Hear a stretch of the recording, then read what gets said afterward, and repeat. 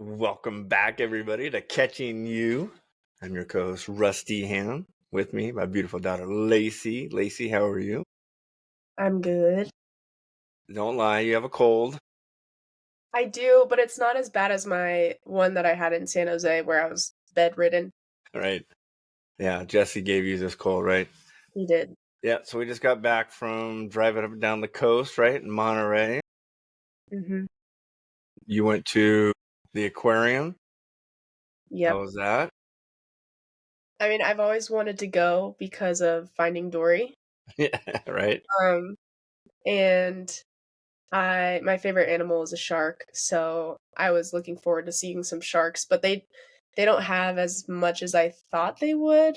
They only kind of have like the leopard sharks and the safe ones, you would say. And then but they have lots of like jellyfish, which was the coolest part, I think. The safe sharks, meaning you can swim with them and they're not going to bite you. I mean, they could still bite you, but they would have to be provoked. Right. Yeah. And what's the significance of a shark? Why a shark? You have a couple of reasons, I think. One of the first ones, I mean, was like they're always swimming forwards, they never swim backwards type thing. And I think like I've thought about this is just like the power that they have. And like I always envision like what if a shark was like a human? Like what would they act like as a human? And I mean, they only attack when provoked, really, or you seem like you look like prey or whatever. So they're not always intentionally out to hurt you, Right. which everyone thinks they are. And I think there's some lessons that can go along with that. Also, when they smell blood, they go after it, meaning, Hmm. you can relate it to sports. You feel like you're in the driver's seat in a game and you smell blood and you go after it, right? Yeah. Also, I think you said this in the past, sharks, if they do swim backwards, I don't think they would swim backwards on their own, Mm, but they would die, right? they would, yeah. So you're always moving forward. Awesome stuff. So on that note, on that type of mindset, let's get into some mindset. Oh, um, so I've been doing this on my other podcast. At least you know I have another podcast called Real Estate Junkies Coast to Coast, and I'm a part of a community. And not only in business, you got to have the right mindset, but also in sports, right? I think they go hand in hand, right? I think there was a stat that 90%, 95% of female athletes, you know, become like a CEO or an entrepreneur because what you do in your sporting life translates into the real world, and you're able to become, you're a good leader, you work hard, you have a schedule, you're always on time, so those are all the qualities that companies love, right? Mhm. So what we've been doing, and we talked about it off air, was some mindset that could be harmful to your growth or some other mindsets that can be beneficial, right? So that maybe we can speak on each one of them. The first one I've been not working on, but talking about is the victim mindset.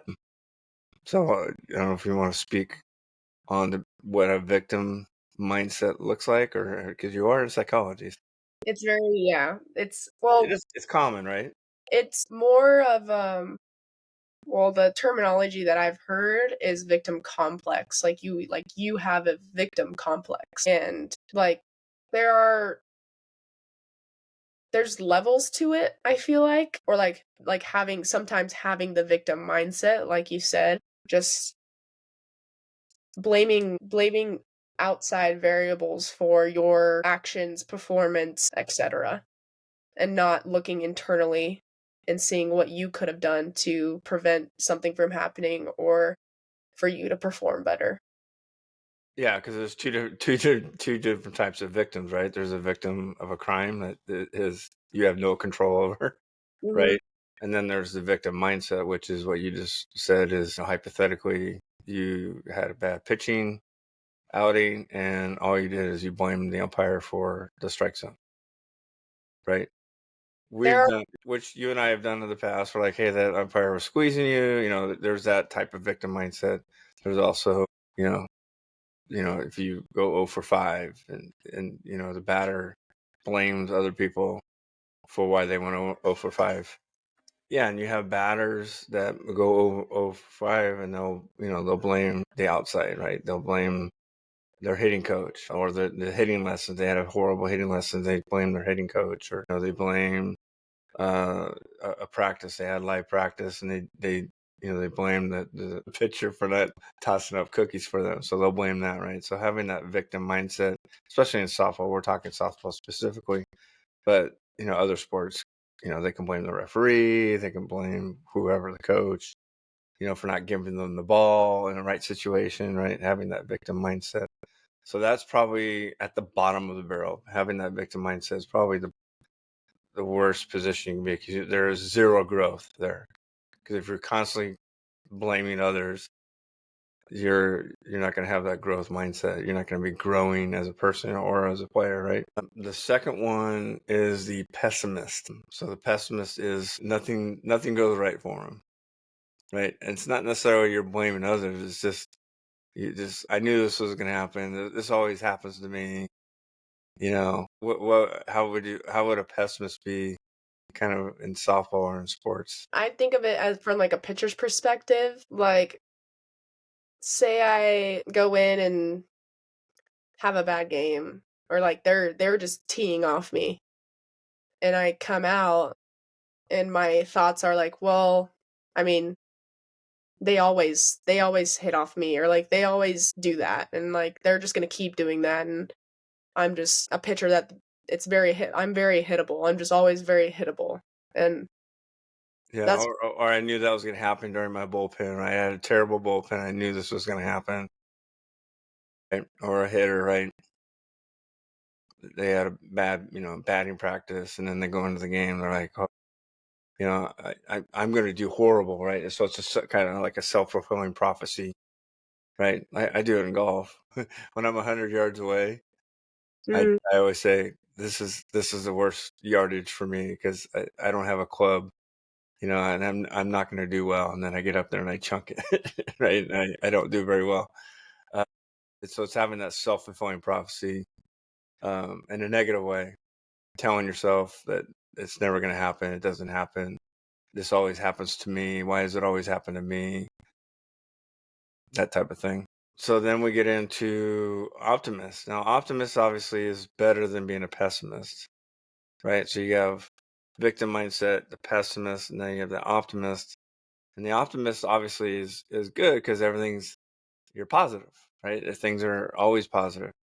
But that's the problem, is that everything is positive, mm, right? Everything's going to work out. You have a bad inning, it's okay. I have the next inning, right? Rather than figuring out what happened, trying to figure, what were the pitches that were working, what were the pitches that weren't working. You go to talk to your pitching coach and try to figure something out. You don't talk to anybody. You're just like, well, it's okay. I have next inning. It's okay. it should not ever be like that, because every time that I've had a bad inning, I instantly like I want to figure out what was wrong and what I need to do the next inning in order to fix it, because I don't know how anyone would be like that, so nonchalant. That's what I kind of correlate the optimist mindset with, is being nonchalant and being like, okay, whatever.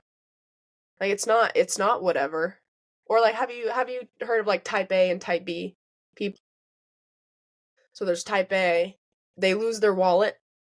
They need to find it. Where's my wallet? I need my wallet. I'm going to go find it. Where was the last place I left it? Type thing. Type B? Yeah, I'll find it. It's somewhere. I don't know how you do it. Type B people, I don't know. Somehow they end up finding their wallet. I don't know how, but that's kind of how I assimilate like optimist mindset with. Yeah, your cousin Jesse is an optimist. Yes. He, Yes. he loses his wallet, or he doesn't have a place to stay, and he's like, "That's all right. I'll find a place to stay." And a lot of times he does, right? But I think, sometimes in life, obviously being an optimist is good, right? sometimes it hurts you in the business, right? And because if you have blinders on, and I'm speaking on the business side, if you have blinders on and everything's just going to work out, you're going to get railroaded, right? Because if you're not looking for, and we're going to talk about the warrior mindset, you're not looking out for, that's not growth. You're just, everything's, yes, you're optimistic and you're positive, but there's no growth there, right? Because you just think everything's going to work out. Pessimist in the business world could be better than the optimist, because at least you're looking at the negatives and you're like, You're actually seeing things that are wrong. yeah, you're seeing things are wrong. However, you're just saying, these things are wrong. However, they always happen to me anyways. So sometimes pessimist in certain aspects is good, because you're wary of things, and you're understanding that things aren't going well. And optimist is kind of a bad because you're just oblivious of things that are going around, or that are happening around you, and you don't do anything about it, right? So yeah, pessimist is a negative, but could be a positive in certain points in your life. Optimist obviously is a positive. You're always positive, but it could be a negative because you're not seeing, you're not fully seeing. You're putting blinders on, which is not a good thing, especially in sports, right? Yeah, you need to find, like, if things are going wrong and you're going 0 for 4 and you have a really high ERA, like, obviously there's something wrong going on, and if you don't internalize that or see that that's going on, then nothing's gonna be fixed. Yeah, you go 0 for 4 and you walk back to the dugout. You're like, it's okay. I got another at bat. And then all of a sudden you're 0 for 8. And it's okay. Which is fine. Like, there is some times where you're like, all right, like, I have another at bat, but you have to also think, what do I need to do better next? You can't just say, well, I have another at bat. What, are you going to go up there and do the same thing? You're going to swing at all the same pitches? If you do that, you're going to fail again, and it's going to keep happening over and over again. Yeah, it's insane, right? Yeah, it's insane, right? Doing the same thing over and over and expecting a different result. Mm. Yeah, so that's the optimist. So those three things, those are, I would say, those bottom three, there's a lack of growth there, I think, especially in sports, and specifically for you in softball and me in business, right? If you're one of those three at the bottom, your success rate drops considerably, right? And then your growth obviously goes along with it. You're not going to grow as well. The next one, next mindset is the realist, right? Which is good because you're recognizing that there's a problem, right? And you do make adjustments, right? You change things in your life, which, someone used the alcoholic, analogy the other day. I'm not. Hi, I'm Rusty, and I'm an alcoholic. So I'm recognizing I have a problem. I'm real about it, and I'm going to try and do things. I'm going to take steps in order to correct that, right? So describe what a realist would be, maybe in sports, because we're going to get into the last one, which is a warrior mindset. Yeah, I would say in sports, like, being real with yourself, like, trying to be more softball, because that's what I know. Just being realistic, about where you're at, who you are as a player, being No, realistic because you about can what you mean. that's I mean, like you said, it's just like it's recognizing your faults and actually taking those steps in order to improve it, or try and improve those faults. There's something different about recognizing your faults and not doing anything about it, like we talked about before. That's a whole nother level of, like, I mean, I was telling you before, like, I think you could consider that some sort of pessimistic mindset, where they're seeing that something wrong, but nothing's being done about it. Where the realist is like, okay, I need to get faster if I want to go to a mid-major Power 5 school. I need to get faster. I need to at least be 60, 61. So are you just going to keep saying that and just keep pitching the way that you are? Or are you going to take those steps in order to get faster? Are you going to go to the weight room and work on your leg strength? Are you going to do long toss, 3 times a week? Like, there are things that you could do to get faster as a pitcher, but if you don't do them, then you're not going to get faster and you're going to go into high school and be, I mean, I was what, 58, 59 going into college. Hmm. And I mean, thank God they saw something in me, I guess. But when I got to college freshman year, that was something that I was told. It's like, you need to be faster. And then we took those steps in order for me to get faster. I mean, when you get to college and you're in the weight room 3, 4 times a week, you're automatically going to be start getting stronger. So that was something that's kind of given to you in the routine of a college pitcher. And so you should take advantage of it. If you're on the other side of it, if you're in the weight room and you're not increasing your weight when you're doing squats, deadlifts, any sort of, I mean, bench press, like any sort of lifts that you can increase your weight on and trying to reach a certain weight goal, and you keep doing the same weight. Like say I say I'm doing 25s on each side for squat. Every single time I squat for months, I'm not going to improve like whatsoever. You have to increase the weight that you're doing, especially for weightlifting. And But then here's the realist. It's like, I know I need to increase the weight, but I refuse because this is a weight that I'm comfortable with, right? that So but you need to know that you realize that you need to increase your weight to get better, but you're not doing those things to make you better, right? that's a realist? Yeah. You realize that that's what you need to do, Okay, so a realist is not a good mindset. but you're recognizing it as a problem. So that is a good That's thing. step That's the first step, that's right? step 1. Yeah. Well, like we talked about off the air, right? It's, I've recognized that I've gained weight this year, right? Mhm.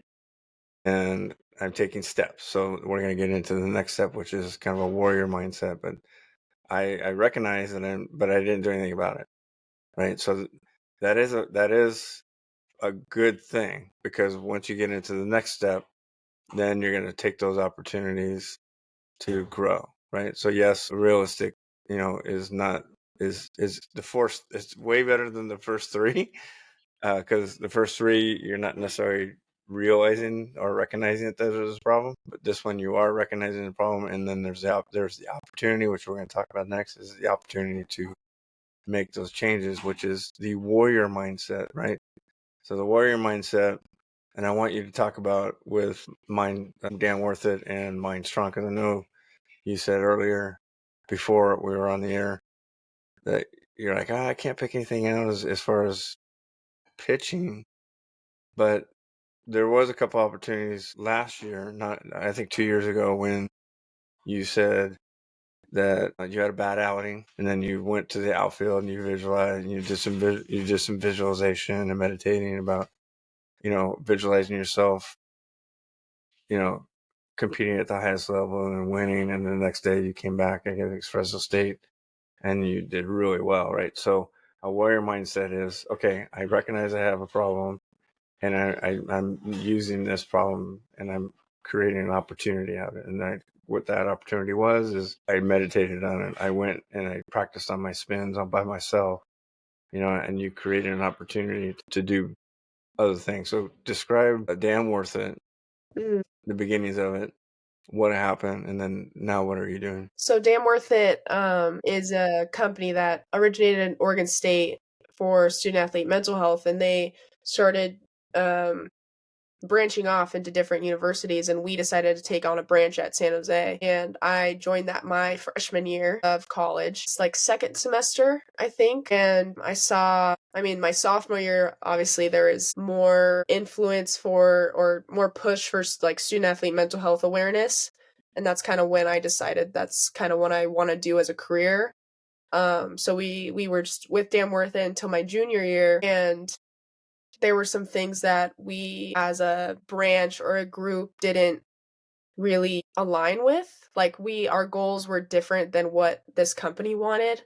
So I came together with two of my good friends and said, well, why don't we just make our own student athlete mental health organization here at San Jose, so it could be more personal to us and we have the right to do whatever we want, basically. And we could make it part of our leadership program, which is the SAC program, Student Athlete Advisory Committee, which me and another one of the girls is in currently, and we created MindStrong Spartans, and now we get to personally do our own events and media. There's no restrictions to those. We have a budget, all of that stuff. And I'm glad to say that like we were like the creators of that basically, because hopefully it continued. Like we're still trying to figure out how that will continue for years to come, because since my sophomore year, honestly, the awareness for student athlete mental health has declined, because it seems like people only pay attention when things go wrong, and that's kind of a life thing in general, I feel like. So it always takes something bad happening in order to be like, oh my gosh,